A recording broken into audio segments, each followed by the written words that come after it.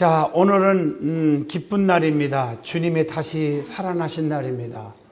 오늘 여러분들이 주님의 부활과 함께 믿음과 삶이 부활되기를 축원합니다. 기독교는 생명의 종교입니다. 그래서 마가복음 16장 5절로 7절을 통해서 부활의 믿음이라 하는 제목으로 같이 은혜를 나누고자 합니다. 정말 죽었지만 다시 살아난 종교, 이게 기독교입니다. 인간이 왜 귀합니까? 영혼을 가졌기 때문입니다. 영혼을 가진 인간은 정말 내세가 있습니다. 그래서 우리가 생명의 종교를 택한 것이 얼마나 감사한지 모릅니다. 자, 우리가 예수님의 삶을 가만히 보면 전체가 기적을 일으킨 삶이었습니다. 죽은 자를 살리셨습니다. 병든 자를 다 고치셨습니다. 문제가 있는 자들을 다 해결해 줬습니다. 풍랑으로 괴로워하는 자들을 그치게 하셔서 마음의 평안을 주셨습니다. 더러운 귀신, 사탄, 마귀들을 쫓아내셨습니다. 여러분들이 가지고 있는 모든 원하는 소원들을 이루게 해주신 줄로 믿습니다. 예수님은 5가지 사건을 가지고 있어요. 저와 여러분을 위해서 우리를 구원하고자, 전 인류를 구원하고자 이 땅에 오신 예수님 탄생이죠. 저와 여러분의 죄를 다 사하게 하시려고 십자가에 못 박혀 죽으셨죠. 십자가. 그리고 다시 살아나셨죠. 부활. 하늘로 올라가셨죠. 승천. 다시 우리가 심판하러 오실 것이죠. 재림입니다. 이 5가지 사건은 뺄 수가 없어요. 예수님이 정말 죽은 자 가운데서 살아나셨거든요. 살아나신 이 부활의 사건, 이것이 없으면 믿음도 헛것이고 교회 나올 이유도 없어요. 죽은 예수를 왜 믿겠어요? 죽은 것으로 끝났으면 안 믿어요. 다시 살아나셨어요. 그래서 기독교는 생명의 종교입니다. 구원의 종교인 줄로 믿습니다. 그래서 특별히 예수님은 죽은 자 가운데서 다시 살아나신 분인데 죽은 자를 살리신 일을 그래서 하신 거예요. 그 사건들이 성경에 참 많이 나와요. 요한복음 11장 39절, 죽어서 장사 지내고 무덤에서 시체가 썩은 나사로를 우리 주님은 살려내 주셨어요. 마가복음 5장 41절에 해당장 야이로의 딸이 죽었는데 우리 주님은 살려주셨어요. 누가복음 7장 12절로 15절까지 보면 나인성 과부의 아들이 죽어가지고 상해를 붙잡고 통곡하고 있는 것을 보시고 우리 주님은 청년아 일어나라 말씀 한마디로 살려내신 줄로 믿습니다. 예수님 자신이 십자가에 못 박혀 죽으시고 죽은 자 가운데서 사망의 권세를 이기시고 다시 살아나셨습니다. 우리는 이 부활의 믿음을 가져야 합니다. 부활의 믿음이 죽은 자도 살아나게 하는 거예요. 기적이 아무렇게나 일어나는 게 아니에요. 예수님은 부활의 믿음 가진 자, 부활의 신앙의 고백이 있는 곳에 죽은 자를 살리더라고요. 요한복음 11장 25절 27절에 나사로가 죽어서 장사 지냈고 무덤에서 시체가 썩고 끝났는데도 예수님께서 마르다 마리아를 향해서 나는 부활이요 생명이니 나를 믿는 자는 죽어도 살겠고 살아서 믿는 자는 영원히 죽지 아니하리라. 네가 이것을 믿느냐? 그렇습니다. 믿나이다. 그 부활의 믿음 있는 곳에, 그 신앙의 고백이 있는 곳에 우리 예수님이 나사로를 살려내 주신 겁니다. 수많은 역사 속에서 성인 중에 죽은 자가 다시 살아난 자는 없습니다.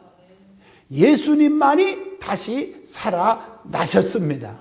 죽은 자 가운데서 다시 살아나신 분이시기 때문에 우리 예수님은 죽은 자들을 살릴 수 있는 능력의 주님이신 거예요. 로마서 8장 11절이라든가 고린도후서 4장 14절 또 고린도전서 6장 14절 다 보시면 나타나 있습니다. 예수님의 무덤은 언제 가봐도 빈 무덤이에요. 우리 성도들하고 한번 가보셨잖아요. 언제 가도 빈 무덤이에요. 내년에 한번 더 가려고 그래요. 저는요. 빈 무덤이에요. 너무 감격스러워요. 사망 권세 이기시고 성경 하나님의 말씀의 예언대로 부활하셨기 때문에 우리 주님은 무덤 속에 있지 않습니다.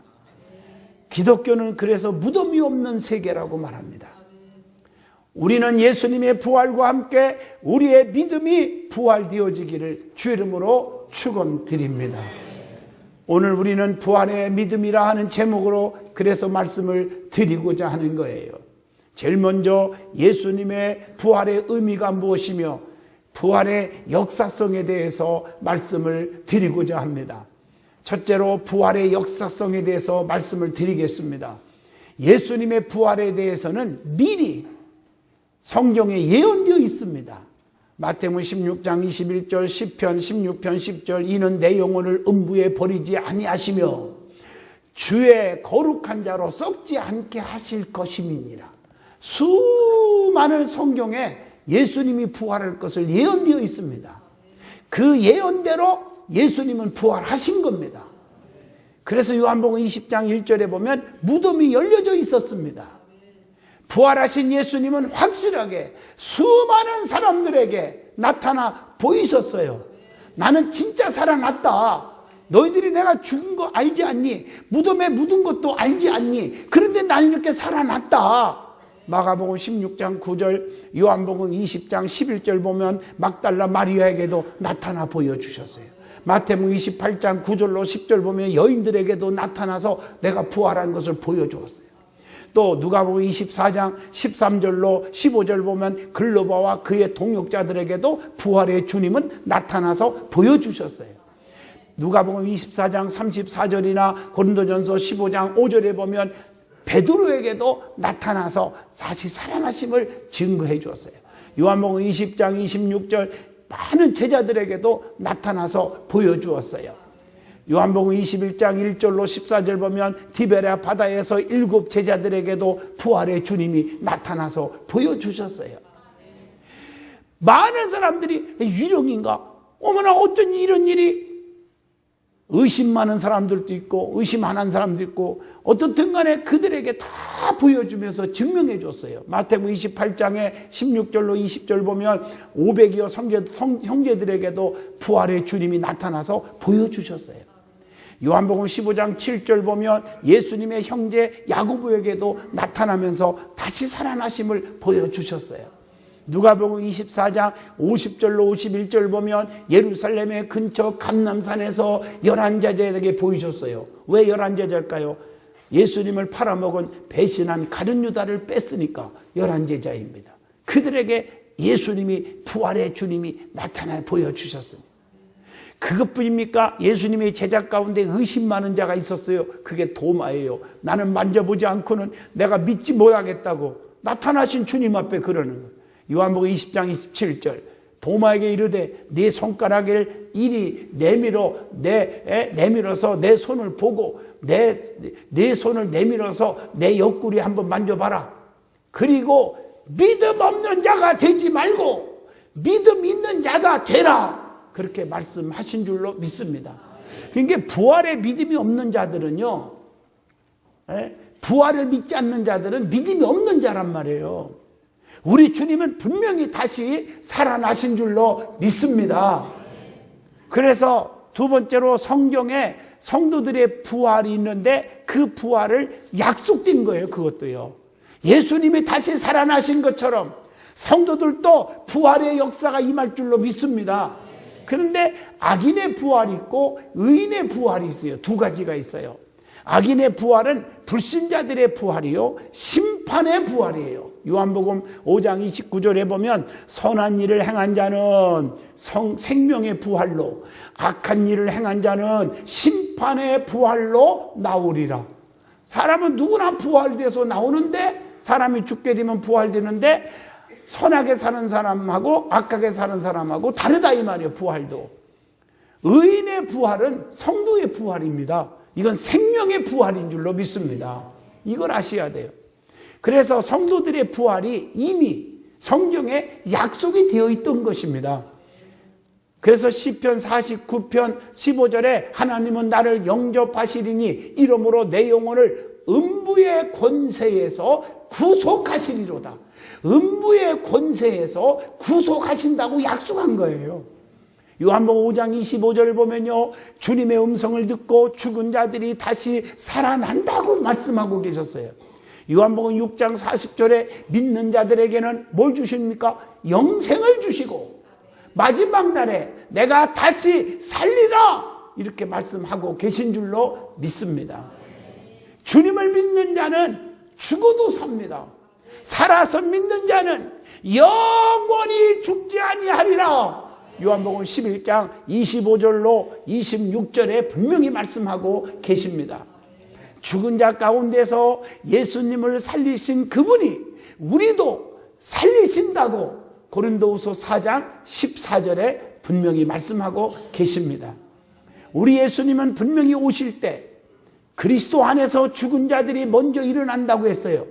여러분 데살로니가전서 4장 16절, 17절, 18절 보면 천사장의 호령과 나팔소리와 함께 주님이 제일 먼저 공중으로 오셔요. 강림하시리니 먼저 예수 잘 믿고 성경 말씀 마태복음 7장 21절처럼 하나님 뜻대로 사는 자, 요한복음 3장 5절 성령 충만해서 거듭난 자, 이런 자들이 죽은 자들이 무덤에서 주님의 음성을 듣고 부활됩니다. 하늘로 올라갑니다. 그리고 우리 살아생전에 주님 오시면 저와 여러분이 예수를 정말 똑바로 믿고 거듭나고 아버지 뜻대로 사는 자들은 다시 우리도 들림을 받습니다. 이걸 아셔야 됩니다. 반드시 우리는 부활이 있을 줄로 믿습니다. 그러면 부활의 의미가 무엇일까? 세 번째, 예수님은 하나님의 아들임을 증명하고 있는 거예요. 부활을 통해서. 로마서 1장 4절에 성결의 영으로는 죽은 자 가운데서 부활하여 능력으로 하나님의 아들로 인정하셨으니 그렇게 말씀하고 계세요. 또 성경의 예언은 반드시 이루어집니다. 이루어진다는 것을 우리에게 깨우쳐 주고 있습니다. 시편 16편 10절의 말씀이에요. 또 성도의 부활의 보증이 되는 거예요. 데살로니가전서 4장 14절 보면 이와 같이 예수 안에서 자는 자들도 하나님이 저와 함께 데리고 오시리라 이렇게 말씀하고 계신 줄로 믿습니다. 베드로전서 1장 3절 보면 그래서 성도들에게 산 소망이 되어주신다.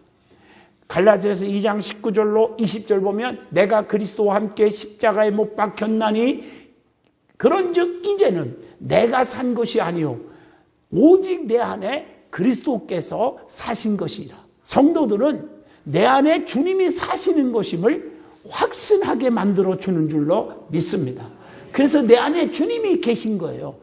부활의 주님이 내 안에 계신 거예요. 오늘날은 성령을 통해서 내 안에 계신 거예요. 그래서 요한복음 15장 7절에 내 말이 내 안에 거하고 내 말이 너희 안에 거하면 너희는 무엇이든지 구하라. 그리하면 다 이루리라 약속하고 계신 줄로 믿습니다.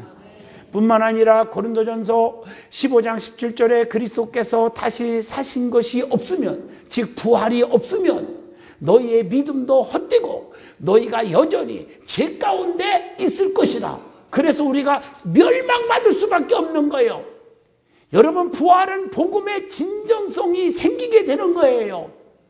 부활과 함께 마귀 사탄 귀신은 패배하게 된다는 것, 망하게 된다는 것을 깨우쳐 주는 거예요. 계시록 1장 18절 사망과 음부의 열쇠를 가졌노니 그랬어요.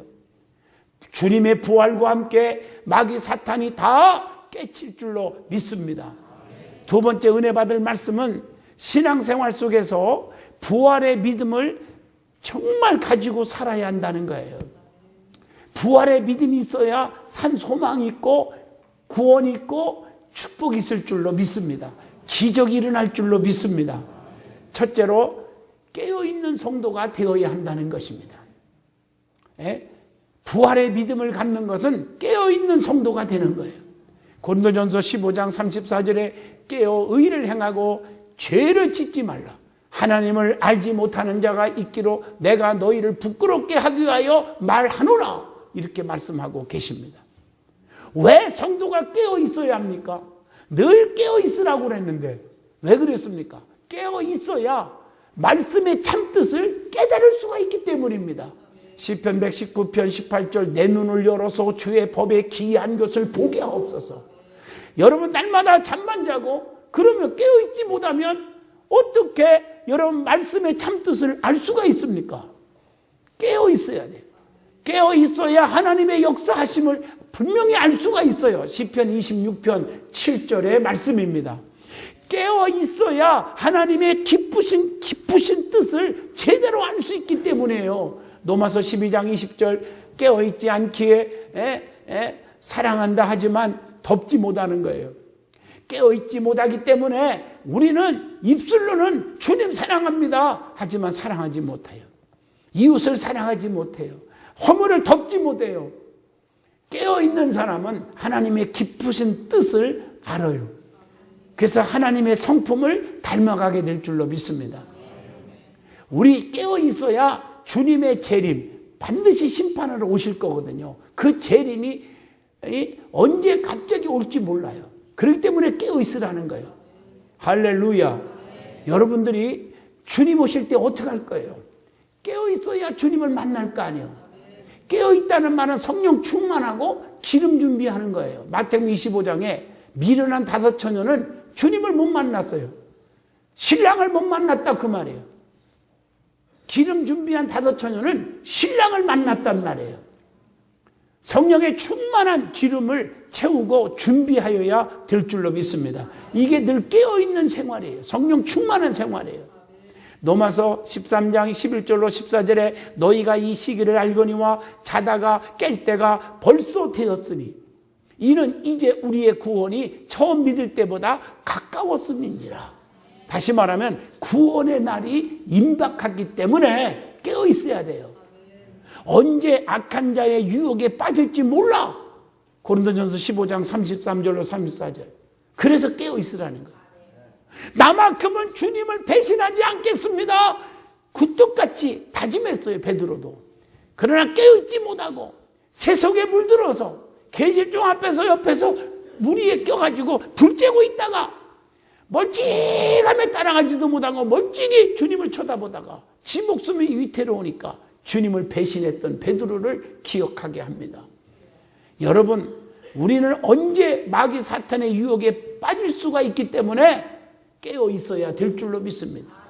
우리는 믿음이 연약해지기 쉽기 때문에 깨어 있어야 되는 거예요. 고린도전서 16장 13절 깨어 믿음에 굳게 서서 남자답게 강건하여라 이렇게 말씀하고 계십니다. 때가 가면 갈수록 악해지기 때문에 또 깨어 있어야 돼요. 에베소 5장 14절로 17절 보면요. 그러므로 어리석은 자가 되지 말고 오직 주의 뜻이 무엇인가를 이해하라, 분별하라 그렇게 말했어요. 깨어 있어야 돼요. 정신을 차려야 돼요. 성도는 밤이 아닌 낮에 속했기 때문에 깨어 있으라고 데살로니가전서 5장 5절로 6절에 말해요. 마귀 사탄들이 항상 우는 사자와 같이 대적 마귀가 두루두루 다니면서 삼킬 자를 찾나니 베드로전서 5장 8절 그랬어요. 그래서 깨어 있어야 될 줄로 믿습니다. 두 번째로 부활의 증인으로 살아야 한다는 거예요. 우리 예수님은 죽기까지 십자가에서 하나님께 복종하셨으니 우리도 복종하면서 주님의 증인이 되어야 한다는 거예요. 빌립보 2장 7절로 8절의 말씀이잖아요. 자기 자신에 대해서 부활의 주님을 만나서 기쁨이 넘치는 삶을 살아야 된다는 거예요. 마태복음 28장 8절 그 여자들이 무서움과 큰 기쁨으로 무덤을 빨리 떠나 제자들에게 알게 하려고 다름질했다고 그랬어요. 우리는요 마태복음 28장 7절 복음 전파의 사명을 다 받은 줄로 믿습니다. 이거 안 받은 사람 없어요. 그래서 사도행전 1장 8절에도 주님의 명령이 땅끝까지 내 증인되라. 그리고 때를 얻든지 못 얻든지 복음을 전파하라. 지상 명령이요. 고린도전서 9장 16절에 보니까 내가 복음을 전할지라도 자랑할 것이 없는 것은 내가 부득불 할 일이니라. 당연히 할 일이요. 만일 복음을 전하지 아니하면 내게 화가 있을 것임이로다. 그렇게 말씀했어요. 복음을 전하지 않으면 화가 임할 거라고 그랬어요. 사도 바울이. 오늘 여러분 복음을 증거하는 일은 주님의 지상명령이요 당연히 할 일인 줄로 믿습니다. 예수님은 다시 살아나셨습니다. 예수님은 살아계신 분입니다. 그분을 믿어야 생명이 있습니다. 구원 얻습니다. 증거하여야 될 줄로 믿습니다. 누가복음 8장 2절에 더러운 인생들을 사랑하시고 구원해 주시는 주님의 사랑을 보여줘야 합니다. 사도행전 9장 15절에 핍박하던 자들을 용서해 주신 주님을 알려줘야 합니다. 여러분 아시다시피 예수님이 뭘 잘못했습니까? 전 인류에게 병을 고쳐주시고 죽은 자를 살리고 문제 해결해 주시고 마음의 평강을 주시고 더 중요한 것은 하나님의 자녀가 되게 만들어 주시는데 그 예수를 십자가에 못 박아라, 죽여라, 침 뱉고 쓸개탄 물을 마시게 하고 채찍으로 막 때려서 피와 물을 다 쏟아버리게 하는데 그 고통 속에서도 우리 예수님은 어떻게 했어요? 용서해 주셨어요. 아버지요, 저들의 죄를 용서하여 주시옵소서. 핍박하던 자들을 용서해 주신 주님을 많은 사람들에게 사랑의 주님을 알려주셔야 합니다. 세 번째로 부활은 능력이 있습니다. 그 능력을 보여주시기를 바랍니다. 나는 이것을 부활의 특효약이다 이렇게 말해요. 그런데요, 우리 주님의 부활은요, 진짜 능력은 특효약이 있다. 무슨 특효약이 있을까? 하고 성경을 찾아봤더니 낙심하는 자들에게 특효약이에요.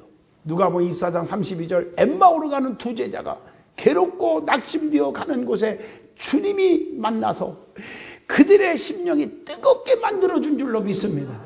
용기를 주었어요. 부활의 주님이. 핍박하는 자들에게 특효약이에요. 사울아, 사울아, 네가 어찌하여 나를 핍박하느냐?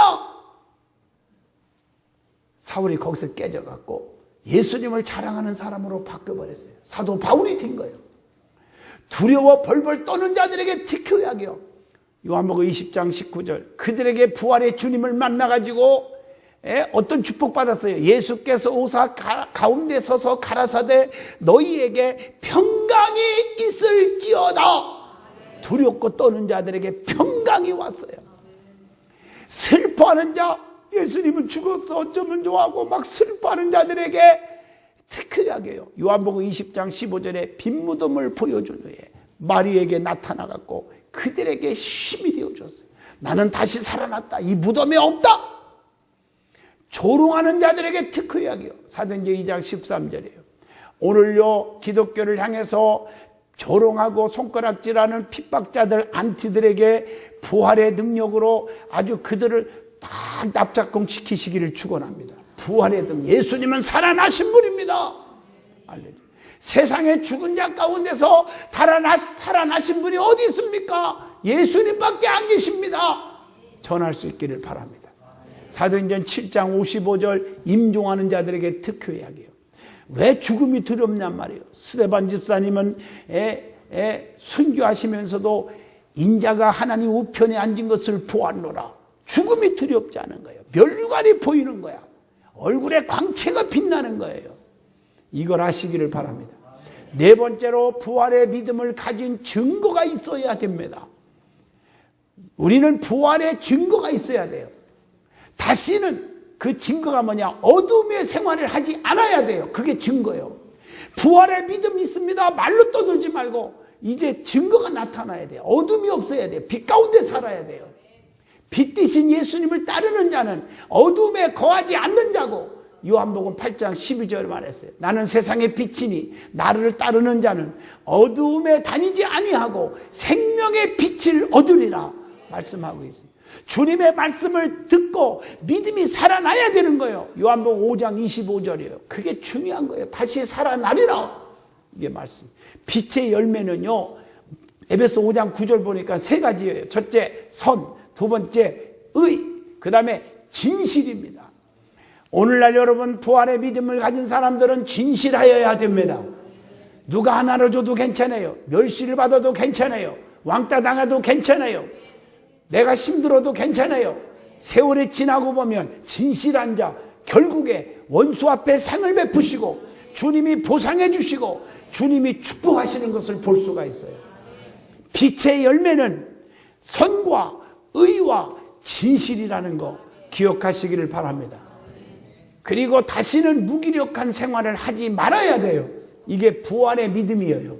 빌립보 4장 13절 우리가 다 하나님의 아들을 믿는 것과 아는 일에 하나가 되어 온전한 사람을 이루어 그리스도의 장성한 분량이 충만한 데까지 이르리니 하나님의 말씀입니다. 그래서 요한복음 20장 19절 믿음의 사람, 부활의 믿음 가진 사람은 용기를 갖고 살아야 돼요. 기죽지 마세요. 근심하지 마세요. 용기를 가지세요. 너희에게 평강이 있을지어다. 주님 우리에게 기쁨을, 평강을, 평안을 주시는 줄로 믿습니다. 샬롬의 축복을 주시는 줄로 믿습니다. 그래서 빌립보 4장 13절에 능력 주시는 자 안에서 내가 모든 것을 다 할 수 있어요. 감당할 수가 있습니다. 모든 궁핍과 비천에도 일체의 비결을 배우게 되었다고 빌립보 4장 12절에 사도 바울도 고백합니다. 그 다음에 부활의 믿음이 있는 사람들은 이기적으로 살지 않습니다. 주님만을 위해서 살아야 될 줄로 믿습니다. 그래서 로마서 14장 8절 죽어도 주를 위해서 죽고 살아도 주를 위해서 죽고 살고 이렇게 되는 거예요. 사나 죽으나 주의 것임을 고백하고 사는 거예요. 할렐루야. 자기 중심의 삶이 변해서 주님과 이웃 중심으로 사는 것이 부활의 믿음이에요. 빌립보 1장 20절입니다. 가짜 신자가 아닌 진짜 신자로 사는 것, 이것이 부활의 믿음이 있는 자들입니다. 가짜들이 너무 많아요 요즘에. 가짜와 진짜 신자의 구별법을 가르쳐 줄까요? 믿음의 모습을 통해서 정말 저 사람이 가짜 믿음인가 진짜 믿음의 사람인가, 정말 진짜 부활의 믿음을 갖고 있는지 가짜 부활의 믿음을 갖고 있는지, 이거 내가 알려드릴게요. 로마서 1장 17절 보면 복음에는 하나님의 의가 나타나서 믿음으로 믿음에 이르게 한다. 그러니까 예수님은 의롭게 살았는데 불의하게 살아. 그거 가짜예요. 누가복음 23장 34절 예수님은 원수까지도 다 용서해 줬는데 용서할 줄 몰라. 은혜를 원수로 갚는 자가 있어. 이런 사람은 다 가짜예요. 마태복음 27장 46절 예수님은 십자가를 지셨는데 영광만 바라보려고 하고 자꾸 남한테 영광만 가르치려고 하는 사람 다 가짜예요. 로마서 16장 18절 예수님은 남을 위해 사셨어요. 그런데 자기 배만 채우려고 하는 자가 있어요. 욕심만 부리는 사람이 있어요. 이거 다 가짜예요. 로마서 6장 11절 예수님은 부활하셨는데 여전히, 그래서 부활하셔 빛 가운데 계신데 여전히 캄캄한 어둠 속에서 사는 자가 있어요. 그런 자들은 가짜예요. 할렐루야. 우리는 진짜 믿음 갖기를 주의 이름으로 축원합니다. 결론입니다. 기독교는 부활의 종교요, 생명의 종교요, 산 종교입니다. 예수님만 믿으면 죽어도 살고 살아서 믿는 자는 영원히 죽지 않는 영생이 보장됩니다. 예수님의 부활과 함께 우리의 믿음이 다시 부활되기를 축원합니다. 이것이 부활의 믿음입니다. 부활의 신앙을 갖고 살면 첫째, 생활이 변합니다.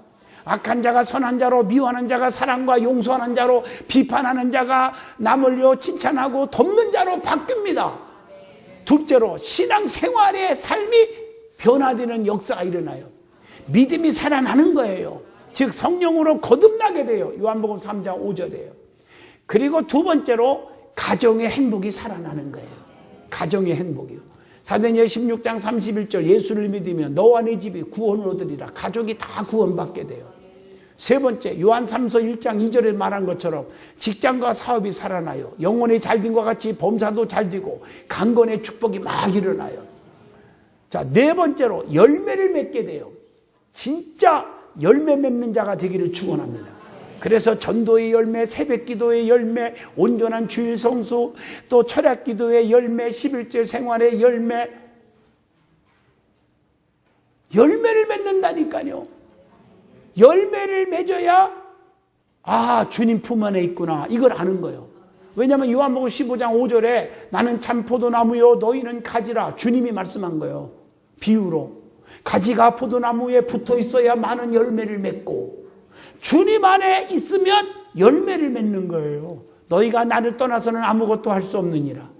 사랑하는 성도 여러분, 부활의 믿음으로 부활의 은총을 다 받으시기를 주의 이름으로 축원드립니다. 기도합니다.